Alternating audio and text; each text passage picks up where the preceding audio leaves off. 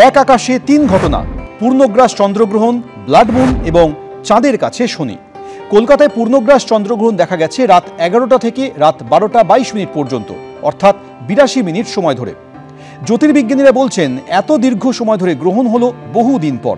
আমরা জানি চাঁদের নিজস্ব আলো নেই, সূর্যের আলো তার উপর পড়ে প্রতিফলিত হয় বলে চাঁদকে উজ্জ্বল দেখায় পৃথিবী থেকে। পৃথিবী, চাঁদ এবং সূর্যের মধ্যে এক সরলরেখায় চলে এলে সূর্যের আলো চাঁদে পড়ে না, বদলে পৃথিবীর ছায়া ঢাকা পড়ে চাঁদ, তখনই হয় চন্দ্রগ্রহণ।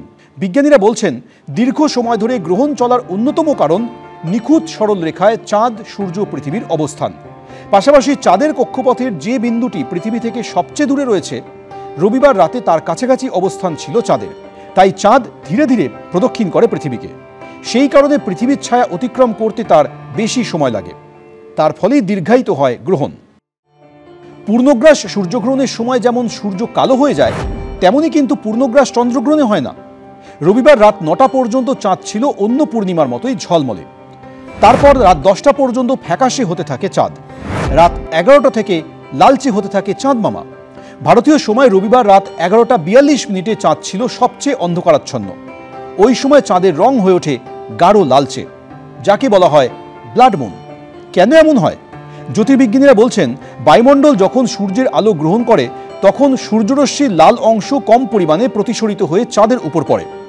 অন্যদিকে সূর্যরশ্মির নীল অংশ চারিদিকে ছড়িয়ে পড়ে। তাই চাঁদকে পূর্ণগ্রাস গ্রহণের সময় গাঢ় কালচে লাল দেখায়। পৃথিবীর অ্যাটমসফিয়ারের মধ্যে দিয়ে, পৃথিবীর বায়ুমণ্ডলের মধ্যে দিয়ে যখন সূর্যের আলো ছিটকে গিয়ে চাঁদের গায়ে পড়বে, তখন আমরা অ্যাকচুয়ালি চাঁদের গায়ে পড়বে ওপরটা, উপছায়াটা, আর যে প্রচ্ছায়া যে অঞ্চলটা, যেটা কিনা আমরা পৃথিবীর দ্বারা গার্ড হয়ে যাচ্ছে বলে যে শ্যাডো, যে রিজিয়নটা, যে শ্যাডোটা গিয়ে পড়ছে, সেইটা কিন্তু আমরা 82 মিনিট ধরে এই পূর্ণগ্রাস ব্যাপারটা চলবে। চাঁদটাকে দেখলাম, মানে খুবই সুন্দরভাবে উঠেছে আকাশে। আজকে পূর্ণিমা, তার উপরে আজকে যে চাঁদে যত আপনার পাহাড় আছে, যত ক্রেটার্স আছে, আপনার আমাদের চন্দ্রায়ন পড়েছিল, ল্যান্ড করেছিল, ওই জায়গাগুলোকে আরো ভালো করে দেখেছি আজকে। উদয় বা অস্তের সময় গ্রহণ হলে চাঁদকে সবচেয়ে বেশি লাল দেখায়, কারণ সে সময় বায়ুমণ্ডলের মধ্য দিয়ে সূর্যের আলোকে অনেকটা পথ পেরিয়ে চাঁদে পৌঁছতে হয়। চাঁদ মাথার ওপরে থাকলে গ্রহণের সময় তাকে ততটা লালচে নাও দেখাতে পারে। তবে এদিনের চাঁদ ছিল আক্ষরিক অর্থেই রক্তিম। এবিপি আনন্দ।